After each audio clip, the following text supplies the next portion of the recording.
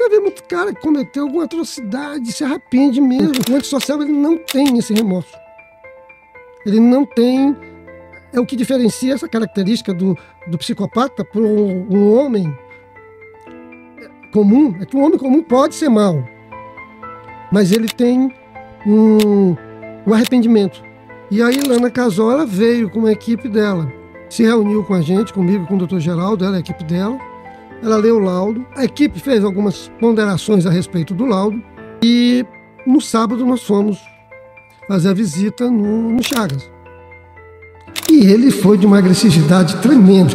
Eu me lembro que eu perguntei para ele o seguinte: Seu Francisco, me explica uma coisa. Como uma criança de 9 anos, eu fiz mais ou menos assim. Uma criança de 9 anos pode caber dentro de um saco de lixo. Foi a única vez que ele, na perícia, muito arrogante ele, né?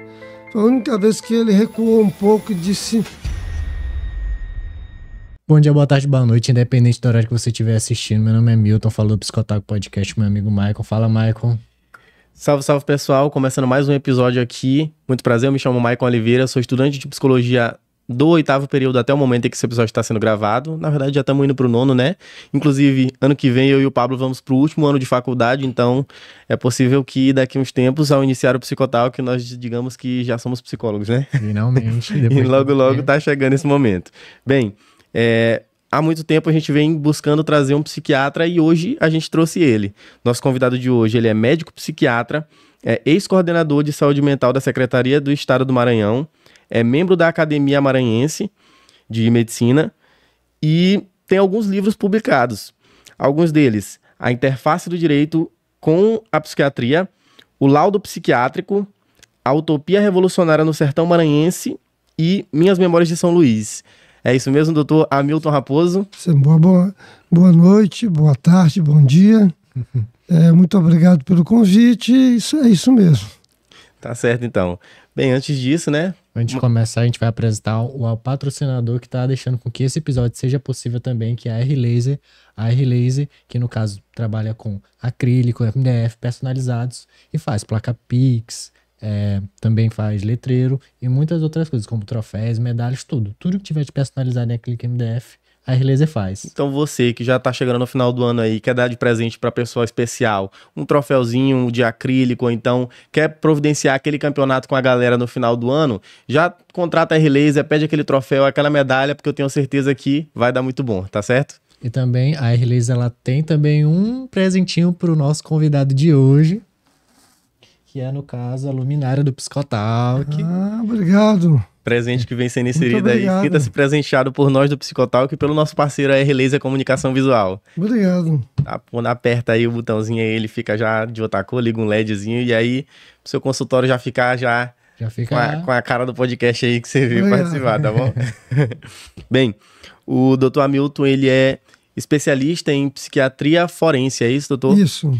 E hoje a gente vai abordar em profundidade esse assunto que eu pouco ouço falar na faculdade e que a gente deve pesquisar um pouco mais para entender, porque crime é algo que acontece bastante. E às vezes entender um pouco o lado da psicologia e da psiquiatria é importante para que a gente tenha uma perspectiva dessa dimensão que é a criminalidade, o direito, a psiquiatria e como essas áreas se interligam.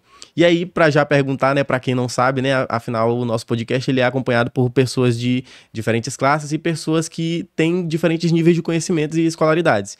Eu queria lhe perguntar já para abrir essa conversa, o que é a psiquiatria forense de fato, doutor? A psiquiatria forense, ela é uma subespecialidade da psiquiatria. Ela é uma ciência que procura aplicar os conhecimentos da psiquiatria clínica no direito, a serviço da ciência jurídica. E ela é muito abrangente. Ela vai dos casos criminais, nos casos civis, de interdição, de curatela, nas ações trabalhistas, em questões de avaliação de periculosidade, de risco social. Ela é bem ampla. Então é uma ciência médica, uma ciência da psiquiatria que está a serviço da justiça, a serviço do direito.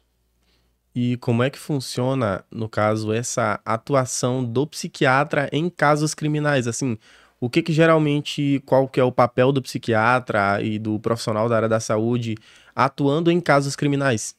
Olha, existe o seguinte, a psiquiatria, ela forense, existe alguns documentos chamados documentos médicos legais. O primeiro é o atestado, o segundo é o laudo psiquiátrico, o parecer psiquiátrico e a audição, ou melhor, a expressão verbal, o depoimento verbal do psiquiatra, a fala do psiquiatra. O atestado é um documento médico em que o médico faz por escrito um ato que ele praticou. O laudo psiquiátrico, ele é um instrumento que ele é solicitado pelo Poder Judiciário. Ele é solicitado pela Justiça Criminal, pela Justiça Trabalhista, pela Justiça da Área Civil. O parecer, ele é um documento que tem quase que estrutura idêntica ao laudo, só que ele não é um documento da justiça, ele é um documento do médico. Quem emite um laudo é chamado de perito. Quem emite um parecer é chamado de assistente técnico. Então vamos imaginar que alguém tenha cometido um crime e que quer levar para a justiça que esse crime foi praticado por uma doença mental e ele contrata um psiquiatra para avaliar ele. Este psiquiatra é o assistente técnico. Quando a justiça nomeia algum médico para fazer uma perícia, ele é chamado de perito. Existe perito tanto na Justiça Estadual, eu fui da Justiça Estadual até 2023, desde que a fundação do Núcleo de Perícia do Estado, e tem os peritos da Justiça do Trabalho, tem perito da Justiça Federal, e tem uns assistentes técnicos que são médicos, psiquiatras com algum conhecimento em psiquiatria forense que estão a serviço de uma causa, que pode ser criminal, civil ou trabalhista, né? Cara, já puxando um pouquinho pro lado também, tá tendo muito série de psicopata, né, ultimamente, e é uma coisa que eu até tava discutindo com alguns colegas sobre isso, porque, por exemplo, o senhor já atendeu também no caso do Francisco de Chagas, né, que ocorreu aqui, e uma coisa que a gente debateu em diversos tipos de psicopata. Como é que funciona, principalmente essa questão de atribuição de culpa, porque tem aquela questão da lei que às vezes a pessoa, ela tem atribuição de culpa ou ela é isenta. Como é que foi, principalmente nesses casos, como é que a gente faz para mediar isso? Como é que funciona? Tu falou no caso do Chagas, né? Pode ser no caso do Chagas, de outros também. Fala primeiro no caso do Chagas e... O caso do Chagas, ele... O Chagas, ele é o maior serial killer em número de vítimas e em tempo de atuação, né? E pelo menos documentado, né? Foram 42 crianças. Ele não confessou nenhum desses crimes.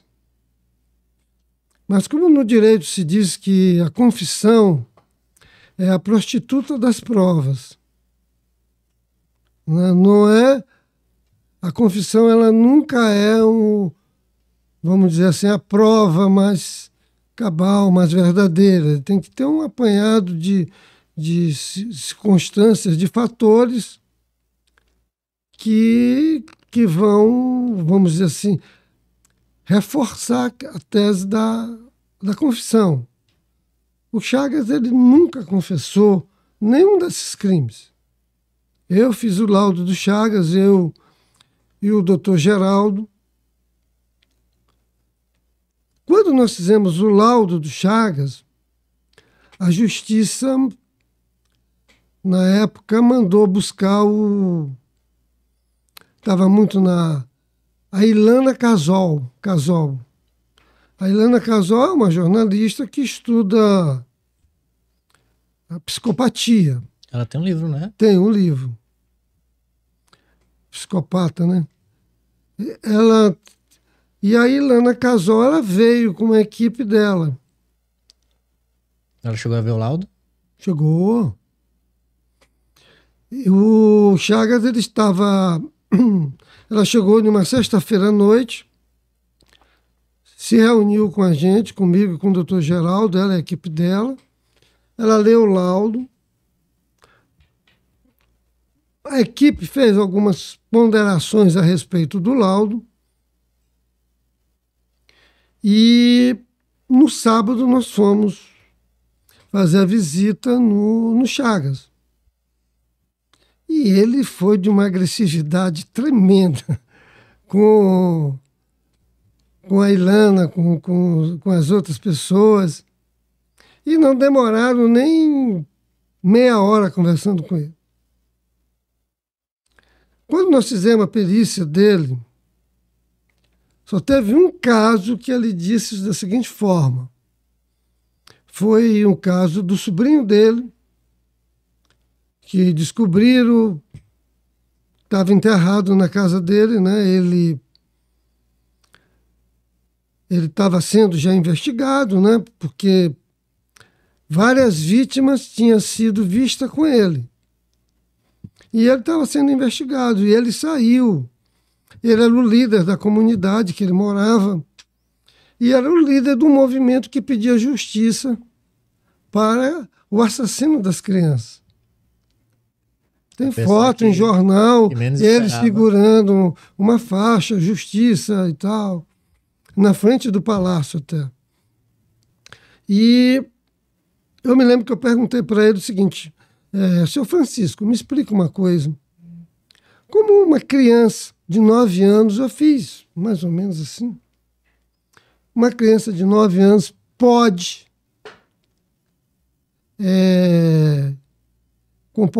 pode caber dentro de um saco de lixo. Foi a única vez que ele, na perícia, muito arrogante ele, né?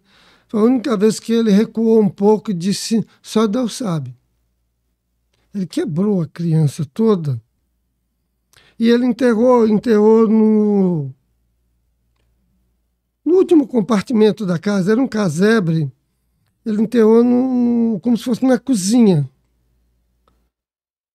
E passou aquele cimento só com água em cima.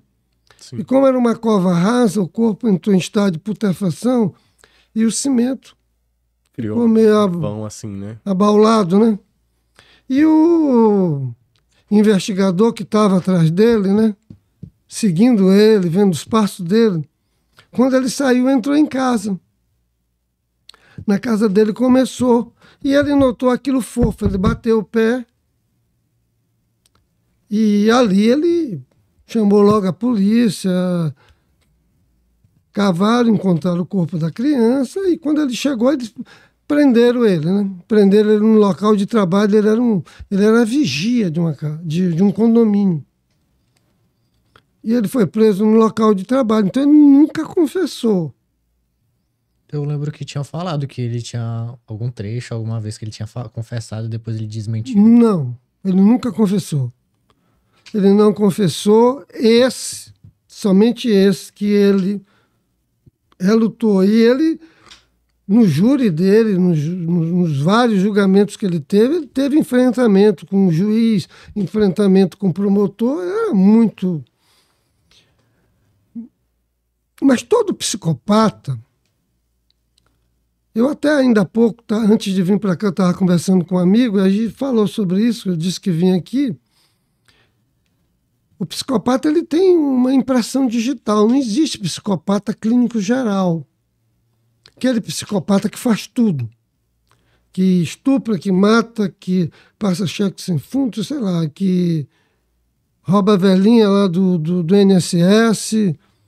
Não existe. E o psicopata, ele é um especialista em alguma coisa. É um tipo específico de vítima, né? E de serviço. Exatamente. Por exemplo, o psicopata, ele tem no caso da vítima, ele tem uma vítima específica. No Chagas, por que se demorou tanto a chegar ao Chagas? Devido ao número de vítimas que eu participei muito, porque eu era do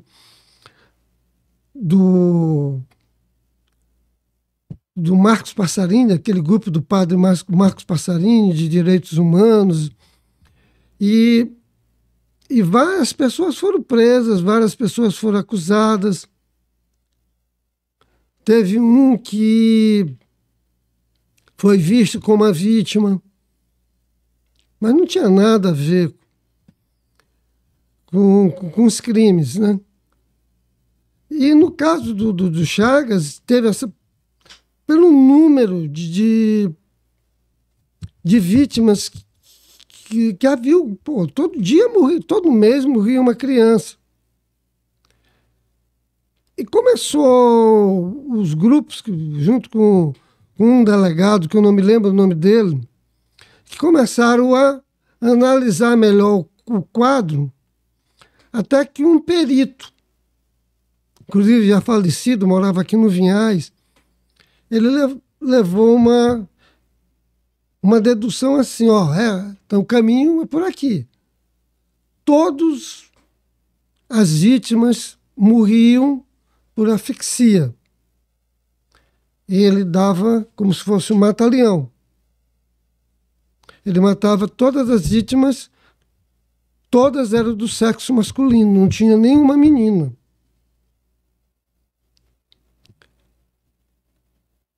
E o Chagas nunca foi visto com meninas, sempre era com meninos. As vítimas que ele olhava, os meninos eram com meninos. E foi chegando nele. Ele tinha conhecimento de artes marciais.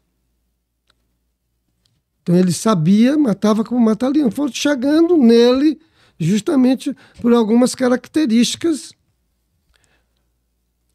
E todas tinham a marca digital dele. Sabe qual era? Todos os meninos tinham os órgãos genitais arrancados por dentadas. Ele mordia e arrancava. Tirava com o dente.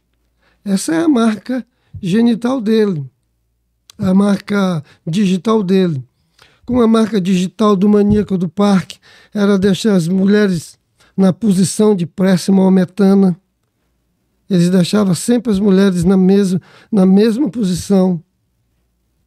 Então, quer dizer, o Chagas foi uma perícia complicada, porque foi muito difícil você tirar alguma coisa dele. Então, muito. Em momento nenhum ele... Só naquele que você falou mais cedo, mas tirando isso... Não, aí ele dá as características ele foi vítima de maltrato quando criança. Foi vítima de abuso quando criança. Então, quer dizer, aí você vai vendo, você vai traçando o perfil dele a partir da história que você colheu dele, né? Mas não foi uma perícia tão fácil de fazer, tão simples. Teve perícias bem mais interessantes, de crimes mais, vamos dizer assim, do monstro do Quatrá, que foi um crime também de grande repercussão. Ele assassinou 6 mulheres na região do Quatraque. E esse eu convivi muito tempo com ele, porque ele fazia questão de dizer o que ele era. Eu sou matador, eu sou um monstro do Quatraque. Eu me lembro que ele foi fazer um exame e a moça do exame perguntou: sua profissão? Ele: matador de mulheres. Quer dizer, ele gostava disso, né?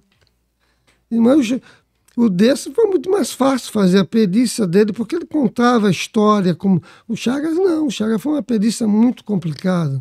E ele te desafiava toda hora.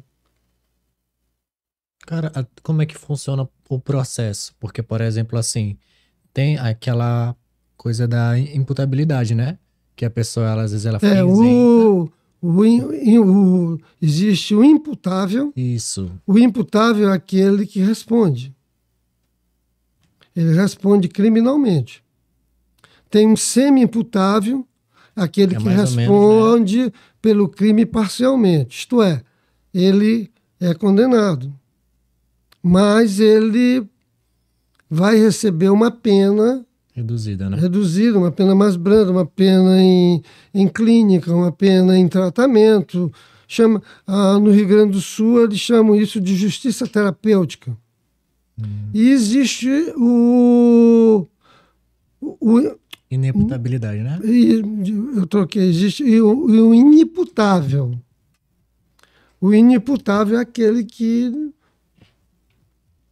não responde, que é doente mental, que cometeu o crime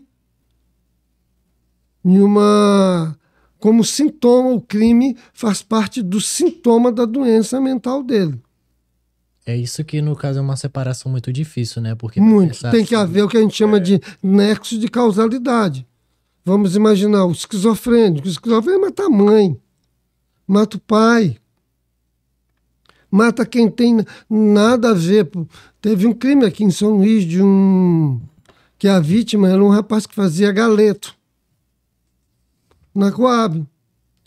E tinha um esquizofrênico que ainda é vivo, ficou cego, diabético, mora em uma pensão protegida, né?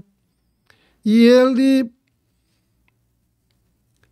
toda vez que ele passava na Coab, ele escutava o cara que fazia o galeto chamando ele que ele era gay, que ele era isso, que ele era aquilo.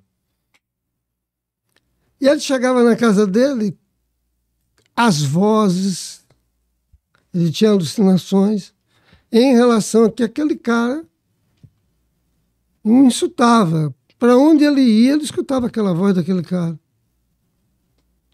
E um dia ele resolveu acabar com aquilo. O cara estava lá, ele pegou um espeto e assassinou o cara com uma espetada no coração. Então esse é um crime do esquizofrênico. O esquizofrênico ele não tem cabeça para ir no banco, fazer a senha, copiar uma senha. Ele não faz isso. Ele mata. Professor, e quando não tem... Ou ele molesta ali, mas ele não... Esse nexo de causalidade que você falou, ele seria o único filtro assim, ou tem mais algumas coisas pra gente conseguir diferenciar alguém que, por exemplo, um psicopata, ele é muito argiloso, né? Você falou, por exemplo, o caso ele tem que ter Chagas. Simpatia. O psicopata, ele se caracteriza muito pelo fato de, primeiro, ele não tem empatia. Sim. Segundo, ele não tem culpa, ele não tem remorso. Ele é incapaz de amar alguém. Ele só vai amar se ele tiver interesse, né? Se ele tiver interesse, ele ama. Se ele não tiver, ele... E aí, tipo assim, queria saber quais outros fatores que a gente consegue para conseguir, por exemplo, no caso o psiquiatra forense, para conseguir diferenciar se a pessoa é um psicopata ou se ela realmente tem alguma outra deficiência mental, porque o psicopata ele pode fingir, né? E aí que talvez ele não seja um psicopata, que ele tenha algum outro fator para que ele consiga ser inimputável. Como é que funciona essa diferenciação para saber que o criminoso ele não é alguém que de fato está cometido de algum outro transtorno, mas que ele é alguém que está fingindo ali? Existe alguma coisa que vocês consigam Existe. Utilizar? Por exemplo, quando você vai fazer uma perícia, você tem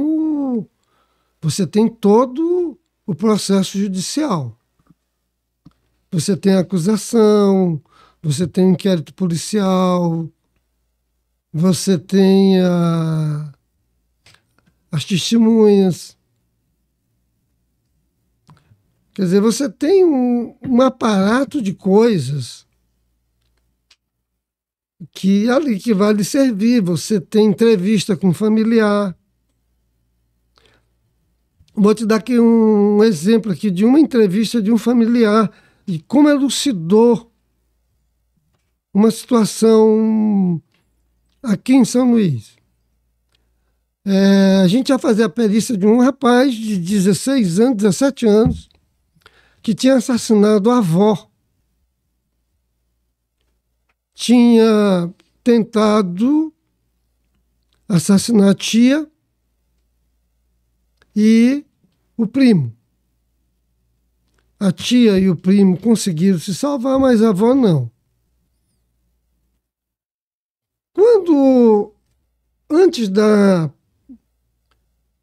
do rapaz chegar, do rapaz que era acusado, o adolescente, eu tive com o pai dele. E o pai dele me disse, não, porque a avó proibia dele viver, ele só queria viver em celular. E a gente foi conversando e ele contando que ele vivia em celular e em política, em uns coisas de um grupo. Aquilo me chamou muita atenção. Que grupo era aquele? E ele veio fazer a perícia, não falou absolutamente nada. Do jeito que ele entrou mudo, ele saiu calado. E eu li ali tudinho, que ele assassinou a avó com golpe de faca e tal, e tal, tal. Vi o depoimento do pai dizendo que tinha sido por coisa de celular. Tá, o menino foi lá,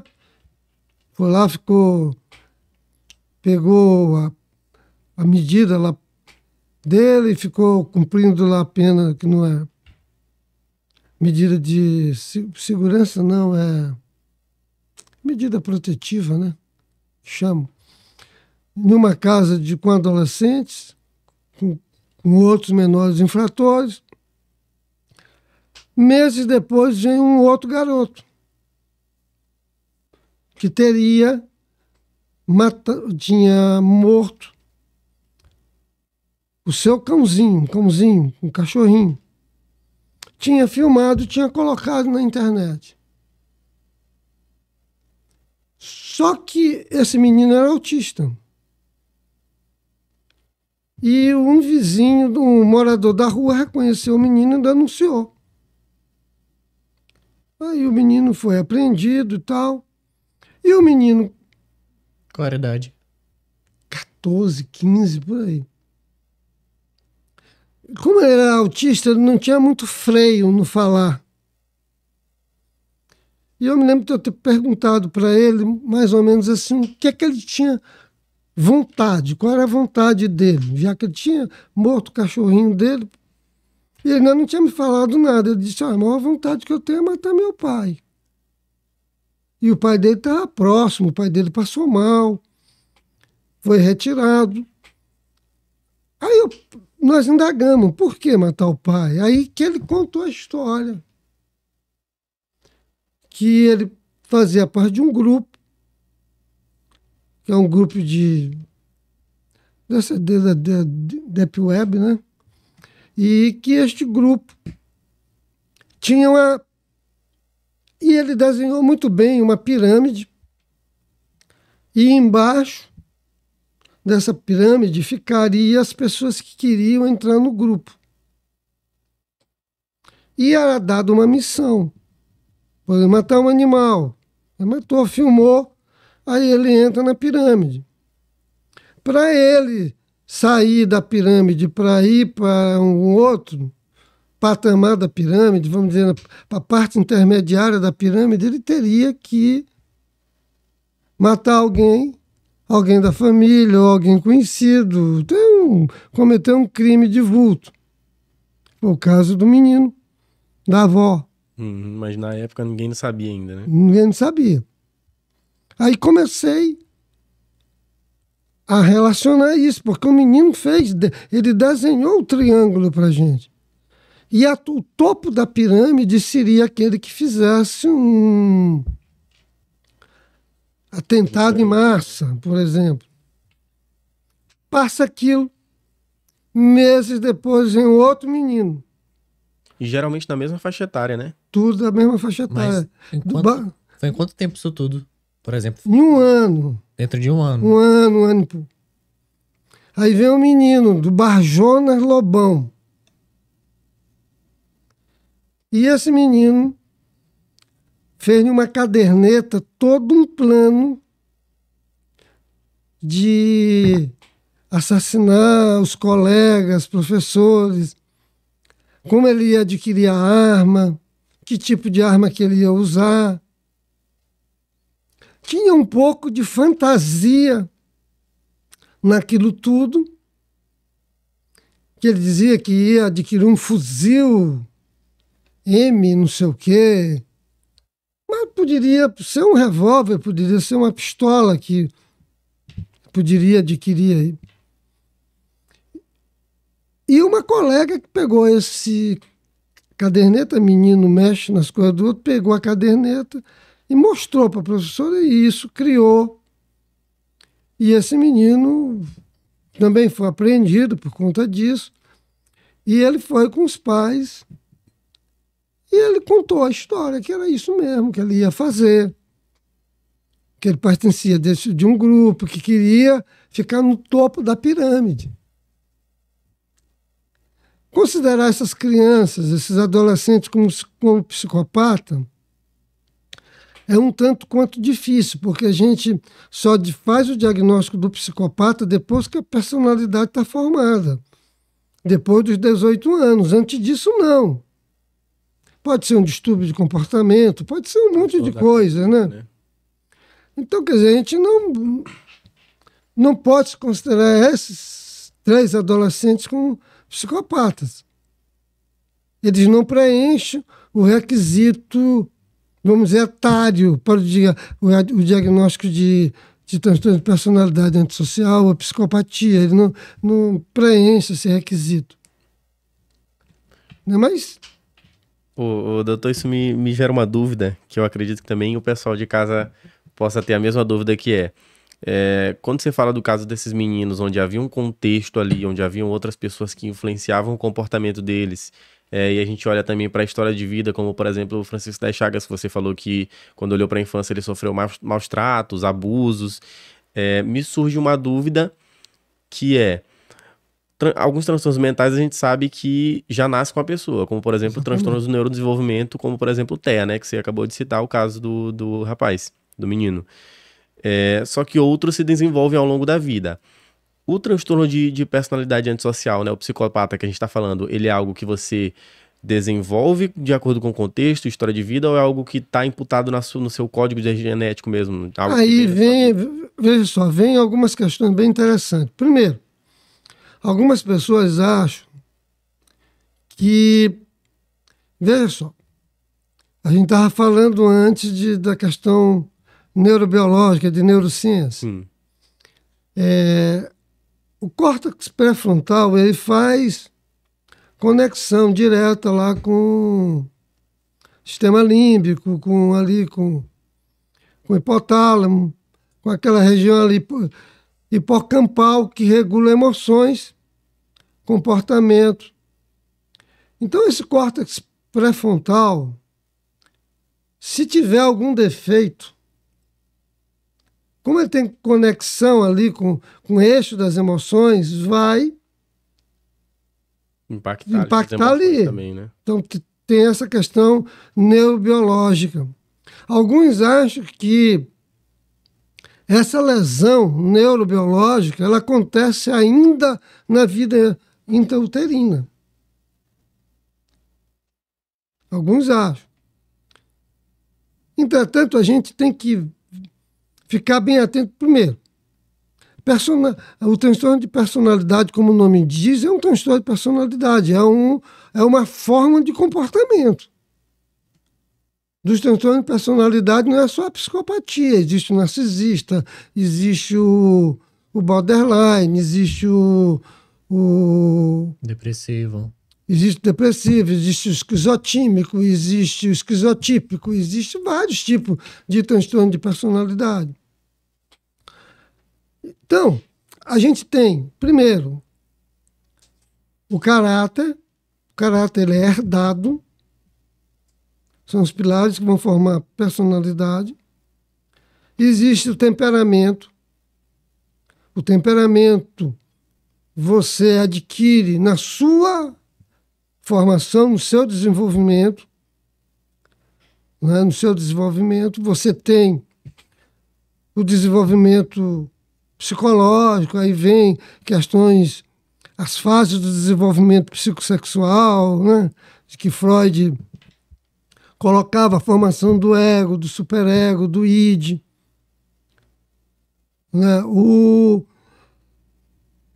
A psicologia vai achar que o transtorno de personalidade é uma falha no superego.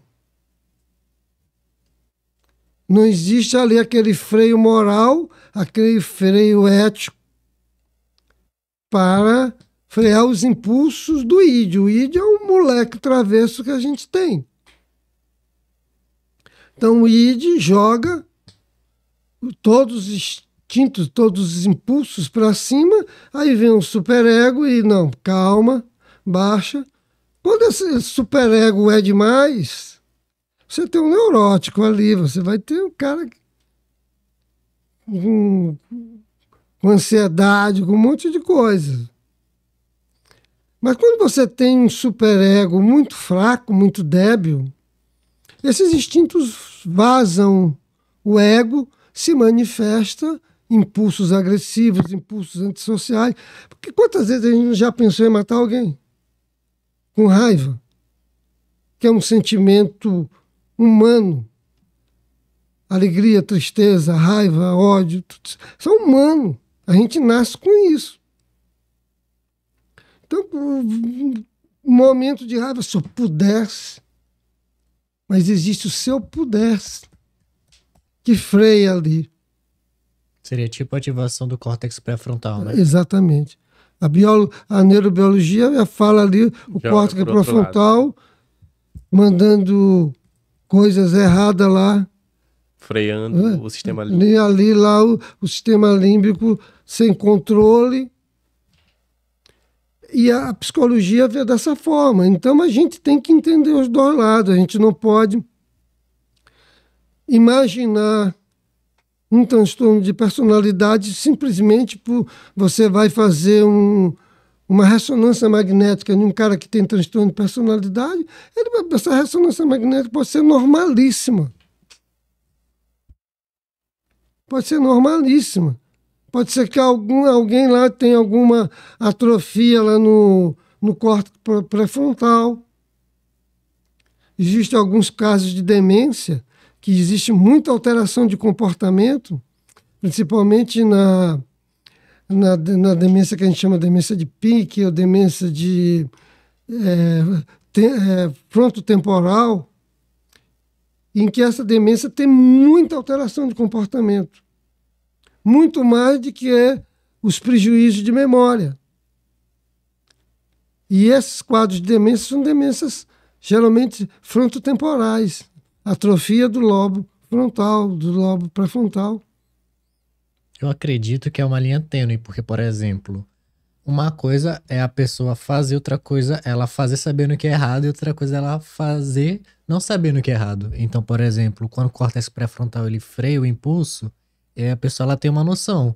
Mas quando ela não tem uma noção, mas às vezes ela consegue frear alguns comportamentos, mas ela não tem a noção de que aquilo é errado. Então tem uma diferença, né? Tem, veja só. Desses dois. Santo Agostinho dizia que o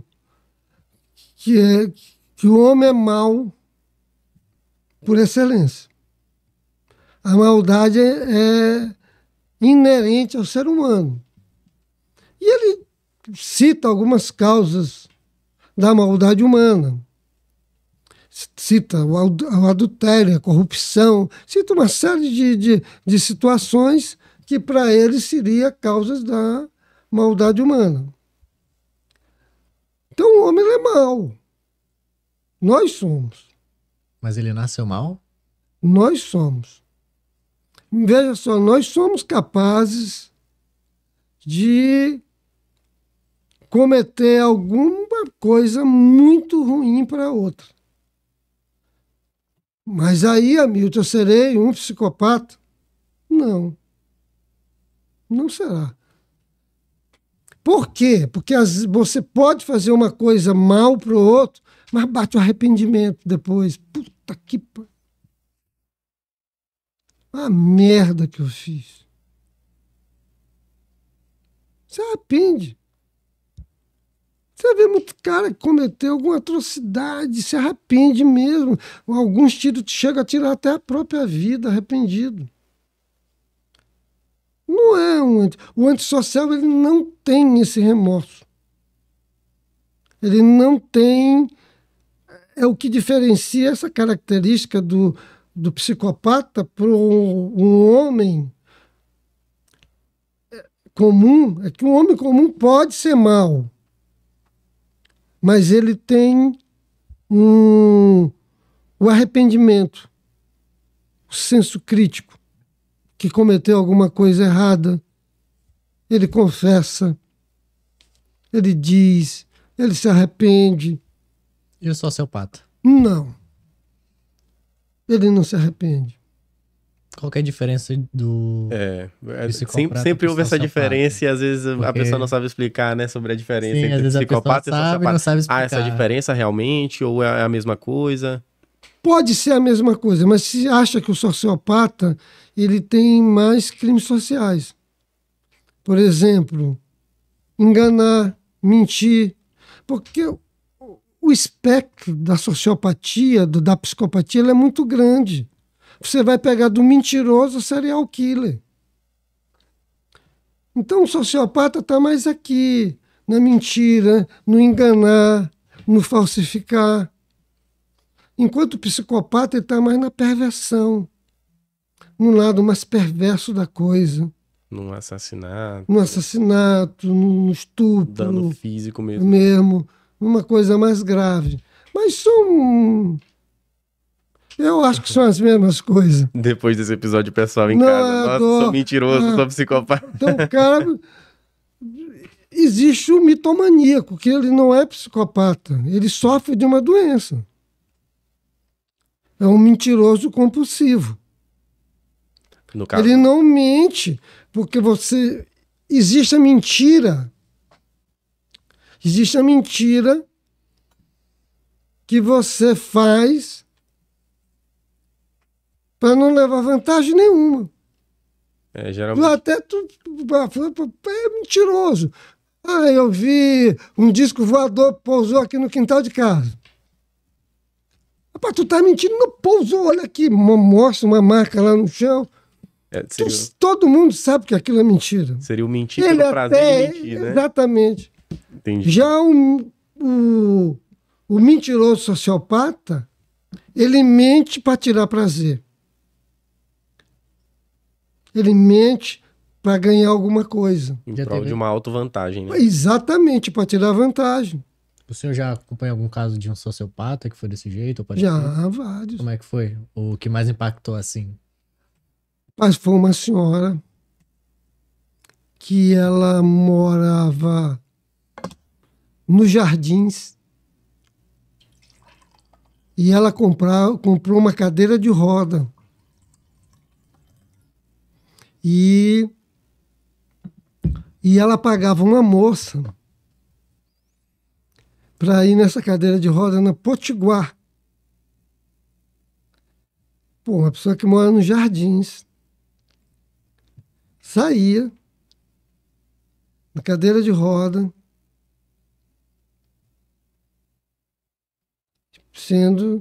ia na Potiguar, comprava alguma coisa, mas tirava alguma coisa.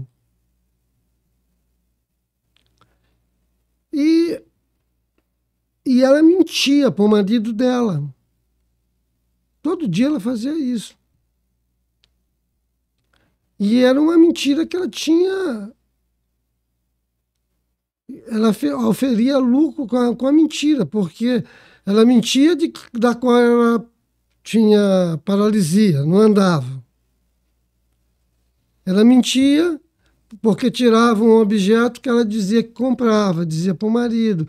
E aquilo foi, até que um dia ela foi pega. E ela continuou a mentira dela, que ela era doente, como é que ela ia tirar alguma coisa e tal. Eu sei que foi polícia e tal. Terminou ela sendo acusada e ela foi fazer perícia. Ela conseguiu fazer com que o marido entrasse na mentira dela, aquilo como o francês chama de folie à deux. Loucura 2, né? Ela conseguiu fazer com que o marido entrasse na mentira dela. O marido foi empurrando a cadeira de roda para fazer a perícia. E já tinha laudos. Nós mostramos para ela os laudos, os exames que ela se submeteu, e que não comprovava nada que ela era paralítica. Fotos, né, dos jardins, que tinha nos jardins ela fazendo caminhada. Cara, que loucura, né? Tu mostra assim a foto pra pessoa, mas tu tá fazendo uma caminhada aqui, não, né? Não, a gente não... Por exemplo, numa perícia, a gente nunca chama... Eu nunca chamei o Chagas de Chagas. Seu Francisco. Porque a pessoa tem um nome, né? Você é vulgo, sei lá o quê, vulgo copo. Não. O nome dele é João, é seu João. Seu João, sempre com muito respeito. Se a gente vai ler uma acusação, a gente pergunta, olha, eu posso ler o motivo que você está aqui, a acusação que está sendo feita. Se a pessoa disser não leia. Ela vai ficar constrangida, né? Não se lê para ela. Mas a gente diz, olha, eu já li a acusação que tem. Você tem alguma coisa para dizer? Sabe, a pessoa às vezes conta a versão dele, né? E ela, a gente, olha, tem uma foto, a senhora pode dizer de que ano essa foto, a senhora fazendo caminhada? Ela olhou, não, essa foto é bem antiga. E tinha lá a data. Não é, aqui é a data. Sabe? Veja bem, se é antiga. Mas ela continuava a mentir. Mentindo que ela era paralítica. Só que quando ela foi entrar no carro, ela ficou em pé para entrar no carro. E aí, mais uma vez, encontraram. E no caso, as pessoas, elas sentem, assim, prazer. Ela não teria nenhum benefício com isso, né? Era puro prazer mesmo pela mentira, né? Não, ela tinha, porque ela tirava coisas, objetos. Ela oferia lucro com a paralisia dela. Ela ia e tirava, comprava uma besteirinha. Ficava sempre ali na Potiguar, às vezes um house, algumas coisas. Ela comprava um house, mas tinha tirado colocava uma lâmpada de LED, alguma coisa, o que ela precisava ali, ela tirava. Que fosse coisa pequena, uma torneira. Até que ela foi pega lá, a câmera fotografou ela tirando. O doutor, o senhor acredita que, né, que esses padrões comportamentais, enfim, psicopatas, sociopatas, eles existem na nossa sociedade em profissões específicas ou em locais específicos que a gente ainda não detectou? No caso, por exemplo, você trabalhar com alguém com essas características e não saber, é possível que na nossa sociedade atual existam essas pessoas que a gente não identificou ainda? Muita gente não identifica. Ou seja, convivemos entre eles e não sabemos. O problema do psicopata é que ele não se forma hoje. Por exemplo,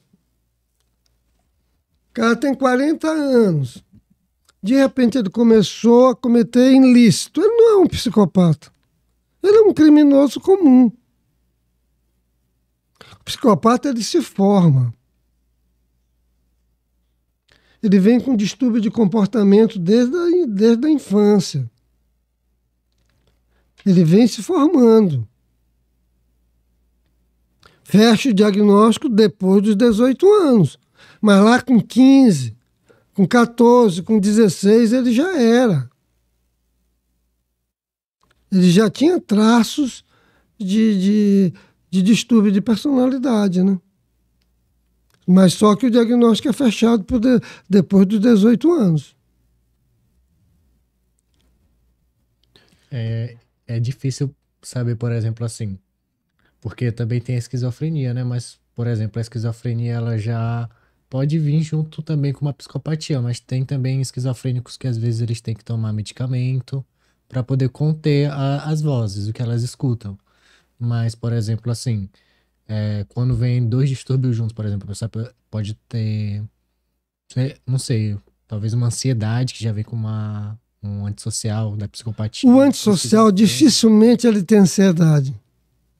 Difícil? Porque tudo é muito bem calculado. Ele não tem ansiedade porque ele não tem sentimento. Sentimento de empatia, de remorso. Ele não tem. Quem tem é o normal. Ele não tem medo. O limiar de dor dele é muitíssimo, é altíssimo. Ele não sente dor. Mas e quando é pego, por exemplo? Se você for ver, psicopatas, eles apanham. Para ele, aquilo ali. São pegos em alguma coisa, eles apanham. E eles repetem novamente. Eles não aprendem com a punição. Eles não aprendem com erro. Se tu é multado no trânsito, tu pode ser até multado de novo, mas entrei nessa rua, eu fui multado. Tu dá a volta, tu não entra. Até aquele guarda chato que me multou, ele tá ali. O psicopata, ele não aprende com erro, ele não aprende com a punição. Isso é um dos traços do psicopata. Por isso que ele reincide sempre na mesma coisa. O doutor fala... E há uma diferença do psicopata homem e do psicopata mulher. Quanto a isso eu não sabia. Dificilmente você vai encontrar uma mulher psicopata que comete crimes bárbaros. Por exemplo, passou o documentário Tremembé. E você tem ali a Elísia Samúdio, que esquartejou o marido. E você tem a Susana Richthofen. Qual a diferença das duas? A diferença É que a Susana, ela fez um planejamento. Ela tinha alguma coisa com um pai que é muito... ainda não foi muito bem contado. O pai dela tinha muita grana. Ele se dizia que ele era descendente do barão de Richthofen, que foi um dos heróis da Primeira Guerra Mundial, da Alemanha. Era um herói alemão. Ele se dizia bisneto desse barão. E ele tinha uma verdadeira fascinação por aviação. Só que ele não era descendente de barão nenhum. Ele não era. E ele dá de presente por filho um avião, um aeromodelismo. Que gostava muito de avião, deu para o filho um avião. Para ver se o filho E o filho ele leva o filho para uma escolinha de aeromodelismo no Parque Ibirapuera. Quem era o professor dessa escolinha? O Daniel Cravinhos, que veio ser namorado da Suzane. Quando a Suzane parece que tem alguma coisa que ela queria ser emancipada. E o pai não quis. Achava ela muito, muito nova, que era uma precipitação e tal. Então ela planeja o crime do pai e da mãe. Ela pega 2 caras, os irmãos Cravinho, Daniel e o outro, e mete na cabeça dos 2 que iam ficar ricos, vão ficar com dinheiro, eu sou herdeira, mas tem que matar meu pai e minha mãe. Os 2 vão e matam. Será se o Daniel não tivesse conhecido a Suzana, ele seria assassino hoje? Acho que não. Ele não seria. A Suzana planejou. Ela fala quando pergunta se você tem arrependimento de ter, ela diz, da mãe eu tenho. Ela planejou, ela não assistiu à execução. Ela ficou na sala, esperando eles descerem, os 2 descerem. Qual a diferença da Elisa? A Elisa era casada com um cara rico. A Elisa não era rica. Tinha uma história, tem uma história dela pessoal. E ela começa a ser vítima de maus tratos com esse cara. A história mais ou menos dela é essa. E ele começou a atrair ela, né, com outras mulheres. Ele tinha uma certa compulsão sexual. Até que um dia ela vai e mata ele. Mata e resolve dar sumiço no corpo, esquartejando o corpo. Crime brutal. Mas ela cometeu esse crime já com uns 30 anos, mais ou menos. Mas até a data do crime ela não tinha nenhum traço de indicativo de transtorno de personalidade. Ela seria mais uma criminosa comum que cometeu um crime bárbaro, odiento, que merecia prisão perpétua. Mas ela não tinha os traços da Suzana. A Suzana arquitetou, veio sem arrependimento ter planejado a morte do pai. Na história, lá na cadeira, tem vários outros distúrbios. Ela seduz um promotor. O promotor vai na coisa dela, depois ela denuncia o promotor. Ela faz uma coisa para sair da prisão que ela estava para ir para uma outra. Hoje ela é casada com um médico, né? Mas esse negócio é uma coisa assim que tu para pra pensar. Então geralmente a mulher, ela planeja mais do que executa. A mulher é mais golpista, pelo fato de serem mais inteligentes do que o homem, né? Então, no espectro da sociopatia, a mulher estaria mais naquela parte da mentira e o homem dos crimes brutais, né? Do que o dos crimes brutais. Ah, entendi. Faz bastante sentido, né? Afinal, se a gente olhar para os números, não tem tantas mulheres, é questão da testosterona no homem, né? É, pode ser também. E no caso, tem essa tendência também. Devem ser fatores também meio difíceis, assim, da gente conseguir encontrar exatamente, né? Como a gente estava falando na questão tanto da psicologia quanto da neurobiologia em si. Elas têm que andar muito casadas, cara. Não dá para separar, não. Exatamente. Anda junto. Não tem como separar. Voltando. Não tem. Às vezes você vai encontrar pessoas que hoje são pessoas que têm desvios sexuais. Nesse livro que você falou, da interface com o direito, da psiquiatria com o direito, tem um capítulo sobre desvios sexuais. E todos os exemplos que tem lá,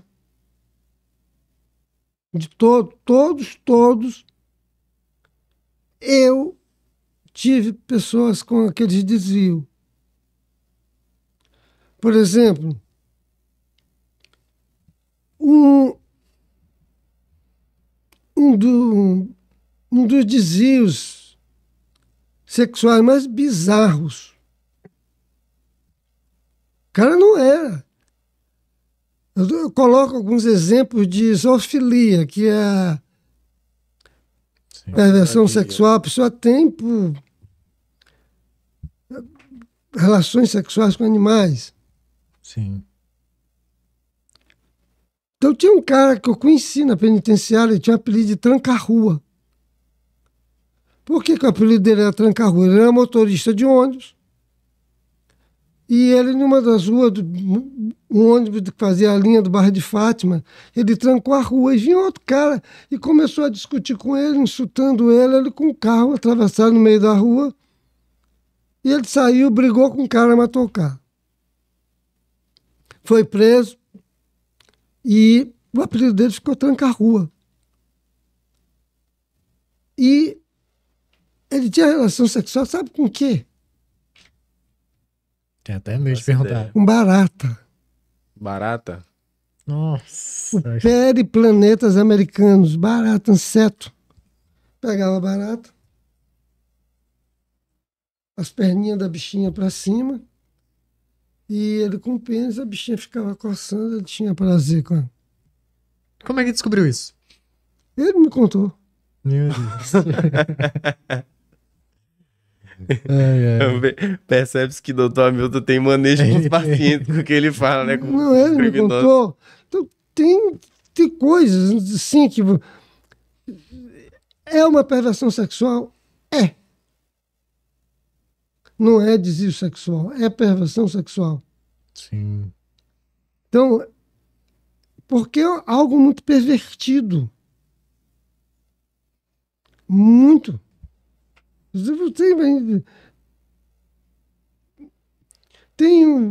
E não são pessoas psicopatas, não são. Não tem. Tem um. Conheci um senhor. Não, tô brincando lá. Um senhor, ele tinha apelido de Totó. Totó. Totó era casado, tinha filhos, já era falecido, tinha filhos. Ele era representante comercial. Morava ali no Lira. Totó, ele tinha a verdadeira atração sexual por calcinhas sujas, usadas. Então, ele andava em lugares mais estranhos possíveis. E quando ele olhava uma mulher suada, tinha trabalhado em pé, aquilo. Ele chegava e, senhora, desculpe, com muita educação, ele oferecia uma quantia pela calcinha daquela senhora. Você não quer me vender essa calcinha? Porque ele dizia, eu gosto e tal, eu compro R$100. Às vezes a pessoa precisando ali, vendia, tirava. E aquilo ele usava de lenço, ficava cheirando. Até que um dia ele vai atrás de uma senhora, no centro. Essa senhora, ele bate na casa da senhora, seguiu a senhora, bateu, a senhora apareceu, pronto. Não, eu vi que a senhora veio da Caixa Econômica, eu vim me seguindo. Eu queria comprar essa calcinha, a senhora me vende? Ela vendo, já vou tirar aqui já pro senhor. E veio com um revólver, caiu de bala nele. Ele não morreu dessa vez, morreu já de doença. Aí foi preso. E que eu conheci a história dele. Ele contou pro delegado, o delegado pediu que a gente examinasse ele me contou essa história. Ele não é um antissocial. Ele tem uma perversão, ele tem um desvio sexual. Sim. Mas o estuprador, ele não tem desvio. Não tem... É uma perversão? É. Mas aí já é um transtorno de personalidade, cara. Você já fere a pessoa fisicamente, moralmente, psicologicamente para sempre.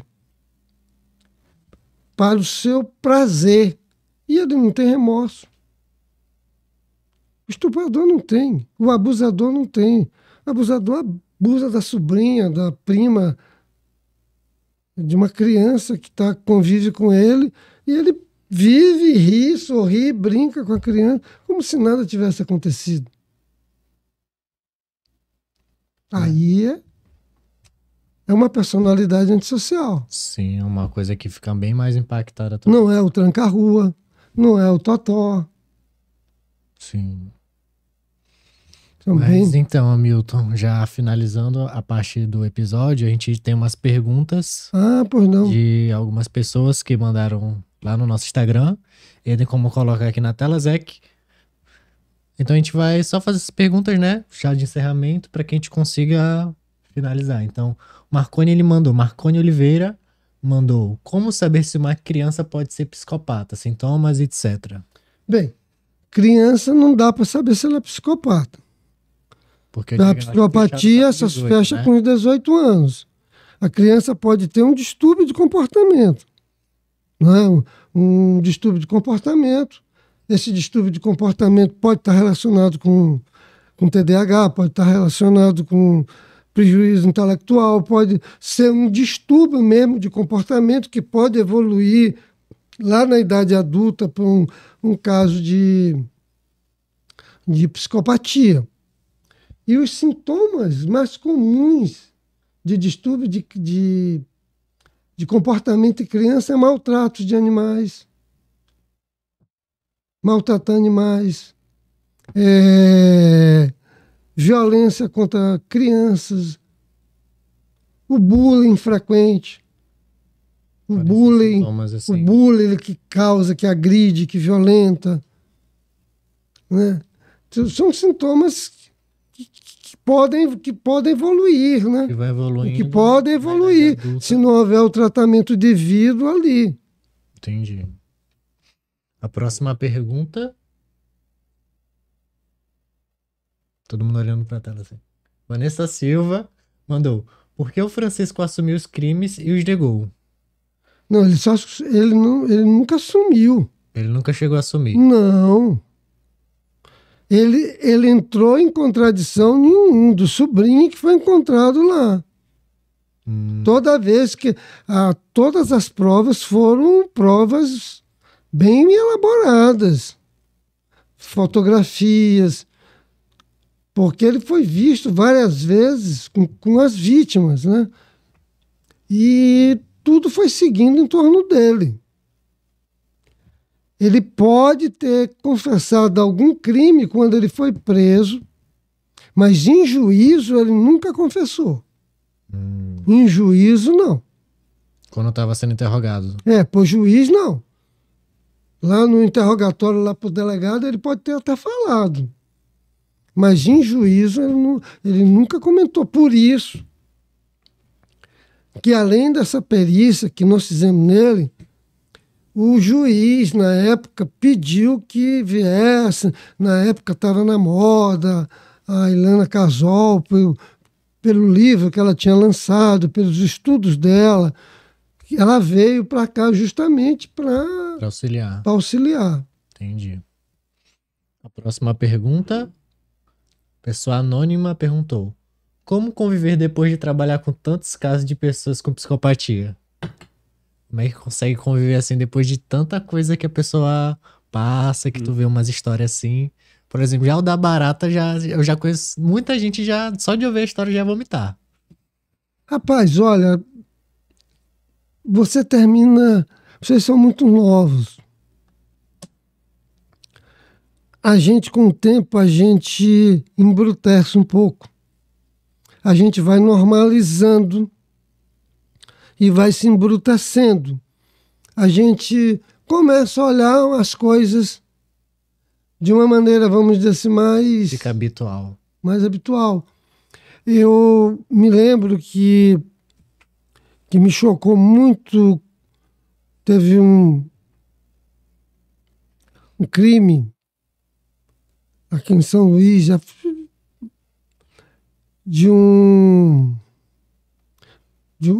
foram algumas pessoas, era chamado de Corumbá. Era um hippie. E esse hippie, ele matou uma turista em Alcântara, uma turista nos Lençóis, até alemã. E em outros lugares, por onde ele andava, ele matava. Sempre mulheres. E eu fiz parte da primeira avaliação dele. E na primeira avaliação dele, ele chocou um pouco, porque ele começou uma narrativa da vida pessoal dele. Sou hippie, andarilho, passo fome, não sei o quê. Quando ele entra no crime, aí que você sente, pô, que cara perverso. Ele era uma pessoa, tinha uma certa beleza, ele conquistava as mulheres, ele não era como o maníaco do parque, ele não violentava.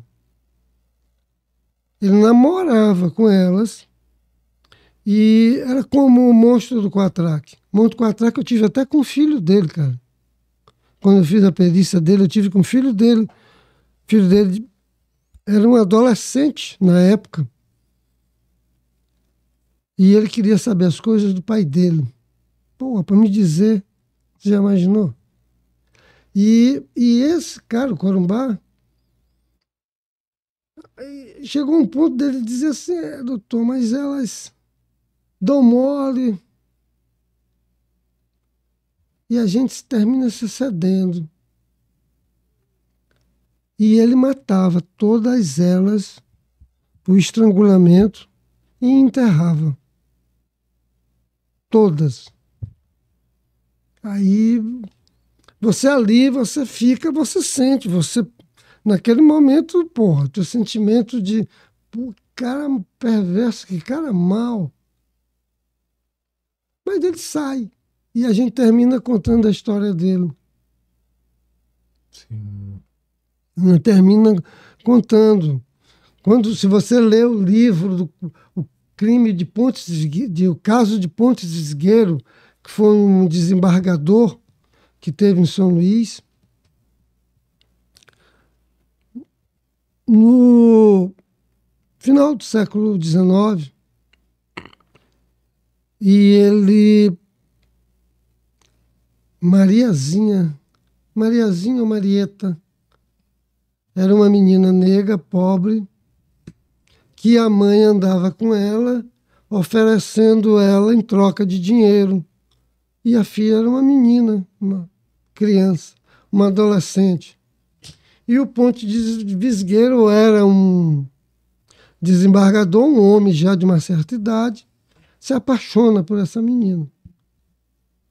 E essa menina é um namorado, ele mata a menina, compra um caixão, manda fazer um caixão de zinco,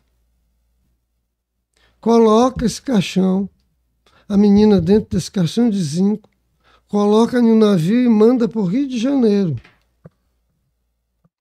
O corpo chega no Rio de Janeiro, é descoberto e ele é preso. É levado para o Rio de Janeiro, ele é julgado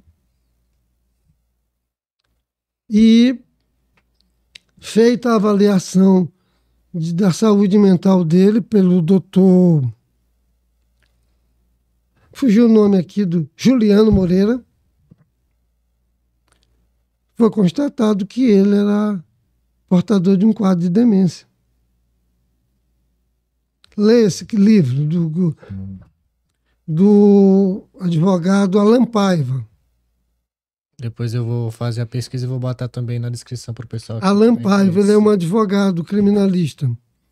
E ele é estudioso no caso, ele fez esse livro, o caso Pontes Visgueiro.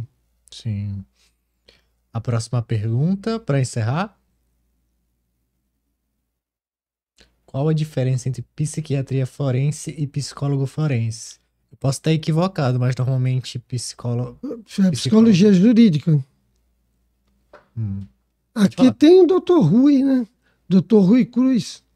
Ele é psicólogo, é advogado, ele tem especialização em psicologia jurídica. Rui Cruz, ele foi diretor do Nina Rodrigues um tempo. Cara, muito bom. Olha, existem algumas diferenças. A primeira diferença é que a psiquiatria é uma especialidade médica. A psicologia forense, a jurídica, é uma especialidade da psicologia. Ambos trabalham a serviço da justiça, Sim. auxiliando a justiça.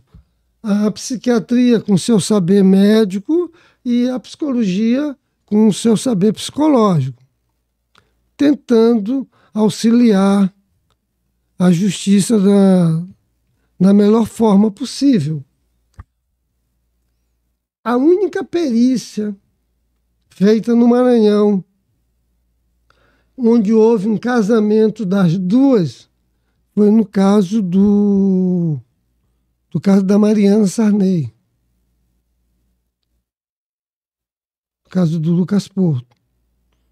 Onde foi feita a perícia, foi feita em conjunto. Em conjunto.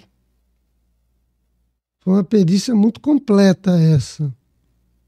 Inclusive com todos os testes psicológicos possíveis foram realizados, avaliação neuropsicológica, Rorschach, tudo foi feito nesse caso. Então acho que não tem mais nenhuma pergunta, né? Finalizamos as perguntas. Então foi isso. As perguntas encerraram. A gente já vai dando... já vai se dando por encerrado o episódio de hoje. E aí a gente só tem duas tradições aqui no episódio, que é... Você já fez aí naturalmente uma delas, que é indicações literárias, tanto para estudantes quanto para pessoas que assistiram o episódio e têm interesse no assunto que a gente conversou hoje. Só de entrar no podcast, as pessoas que estão assistindo desde o começo já vão saber que já ouvi 5 indicações aí, né? Eu indico também um livro tem um livro de psiquiatria forense do professor Elias Abdala, da Universidade de Brasília, da UNB, que é muito bom. Tem um livro Psicologia Forense. Agora não me fale o autor, é um livro até fino. Eu tenho esse livro muito bom para quem gosta do assunto.